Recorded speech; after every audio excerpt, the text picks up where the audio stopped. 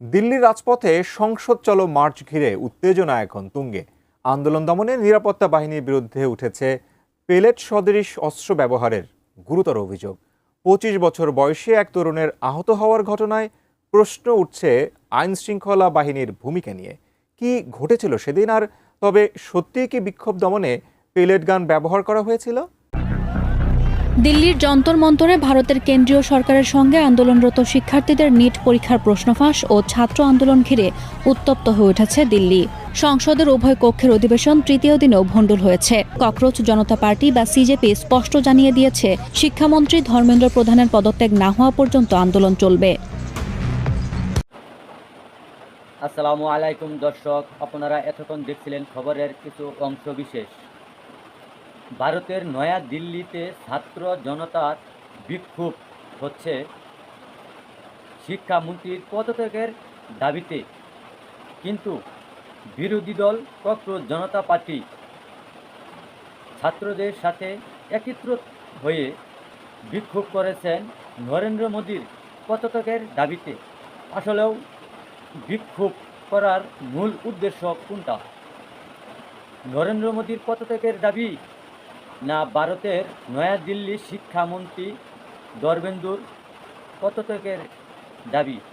মূল উদ্দেশ্য কোনটা? চলুন দর্শক, বিক্ষোভকারীদের মুখে আমরা শুনি। যন্তর মন্তরে ভারতের কেন্দ্রীয় সরকারের সঙ্গে আন্দোলনরত শিক্ষার্থীদের নিট পরীক্ষার প্রশ্নফাঁস ও ছাত্র আন্দোলন ঘিরে উত্তপ্ত হয়ে উঠেছে দিল্লি। সংসদের উভয় কক্ষের অধিবেশন তৃতীয় দিনেও ভণ্ডুল হয়েছে। ককরোচ জনতা পার্টি বা সিজেপি স্পষ্ট জানিয়ে দিয়েছে, শিক্ষামন্ত্রী ধর্মেন্দ্র প্রধানের পদত্যাগ না হওয়া পর্যন্ত আন্দোলন চলবে। দিল্লি পুলিশ একটা সময় যন্তর মন্তরের বিদ্যুৎ সংযোগ বিচ্ছিন্ন করে দিয়েছিল, খাদ্য পানীয় ঢুকতে দিচ্ছিল না। আন্দোলনকারী ছাত্রছাত্রীদের সমস্যায় পড়তে হচ্ছিল, কিন্তু সময়ের সঙ্গে সঙ্গে সাধারণ মানুষ এগিয়ে আসেন।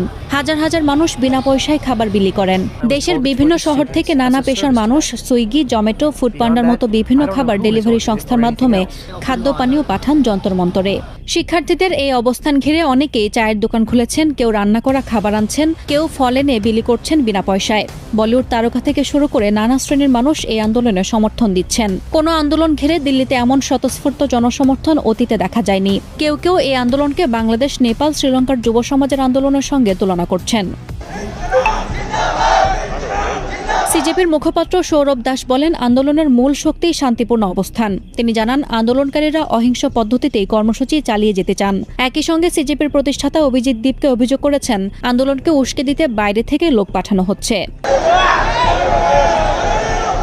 এদিকে আন্দোলনের অন্যতম মুখ সোনম ওয়াংচুক জানিয়েছেন, ছাত্র ও তরুণদের বিরুদ্ধে কোনো প্রতিশোধমূলক ব্যবস্থা নেওয়া হবে না। এমন স্পষ্ট আশ্বাস দিলে তিনি অনশন প্রত্যাহার করতে রাজি আছেন, তবে এখনও সে নিশ্চয়তা মেলেনি বলে দাবি করেছেন তিনি।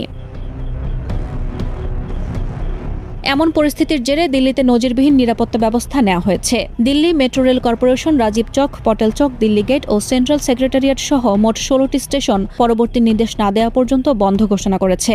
যদিও রাজীব চক, মান্ডি হাউস ও সেন্ট্রাল সেক্রেটারিয়েটে ইন্টারচেঞ্জ সুবিধা চালু রয়েছে। দিল্লি পুলিশ জানিয়েছে, চলমান বিক্ষোভকে কেন্দ্র করে অজ্ঞাত ব্যক্তিদের বিরুদ্ধে 10টি এফআইআর দায়ের করা হয়েছে। এগুলোর মধ্যে সংসদ মার্গ, কনট প্লেস, কর্তব্য পথ ও বারাখাম্বা রোড থানায় মামলা হয়েছে। অন্যদিকে প্রধানমন্ত্রী নরেন্দ্র মোদী প্রশ্নফাঁসের ঘটনায় দ্রুত বিচার নিশ্চিত করতে ফাস্ট ট্র্যাক আদালত গঠনের ঘোষণা দিয়েছেন। তিনি বলেছেন, শিক্ষার্থীদের স্বার্থ রক্ষায় সরকার প্রয়োজনীয় সব ব্যবস্থা নেবে। তবে সিজেপি বলছে, তদন্তের আশ্বাস যথেষ্ট নয়। ধর্মেন্দ্র প্রধানকে পদত্যাগ করতেই হবে। দিল্লির বাইরে মুম্বাই সহ অন্যান্য শহরেও সিজেপির সমর্থনে বিক্ষোভ ছড়িয়ে পড়েছে। মুম্বাই পুলিশ জানিয়েছে, গত কয়েকদিনে এ সংক্রান্ত 13টি মামলা হয়েছে এবং প্রায় 400 জনকে অভিযুক্ত করা হয়েছে। এর মধ্যেই দিল্লি হাইকোর্ট সোনম ওয়াংচুককে যন্তর মন্তর থেকে সরিয়ে সাফদারজং হাসপাতালে নেয়ার বিরুদ্ধে করা জনস্বার্থ মামলা খারিজ করে দিয়েছে। আদালত বলছে, তার হাসপাতালে ভর্তি সংক্রান্ত বিষয়টি আগেই নিষ্পত্তি হয়েছে।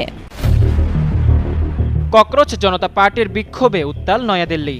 পরিস্থিতি এতটাই ভয়াবহ হয়ে উঠেছে যে বিক্ষোভকারীদের সঙ্গে বৈঠকের প্রস্তাব দিয়েছেন খোদ ভারতের প্রধানমন্ত্রী নরেন্দ্র মোদী। তবে সেই ডাকে সাড়া দেয়নি আন্দোলনকারীরা। উল্টো রাজপথে আরও কঠোর কর্মসূচির ডাক দিয়েছে আন্দোলনরত শিক্ষার্থীরা। ঘটনার সূত্রপাত ভারতের মেডিকেল ভর্তি পরীক্ষার প্রশ্ন ফাঁসকে কেন্দ্র করে। প্রশ্ন ফাঁসের পর থেকেই শিক্ষার্থীরা রাস্তায় নেমে আন্দোলন শুরু করলে এক পর্যায়ে বিরোধী দল ককরোচ পার্টিও রাস্তায় নেমে আসে।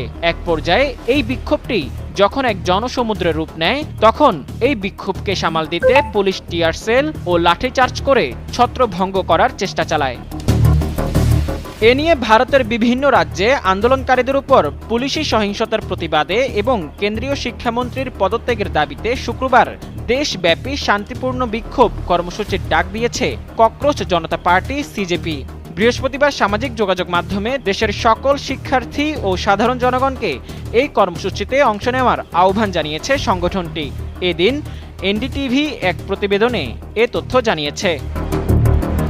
অন্যদিকে এই আন্দোলন নিয়ে নতুন ঘোষণা দিয়েছেন ভারতের প্রধানমন্ত্রী নরেন্দ্র মোদী।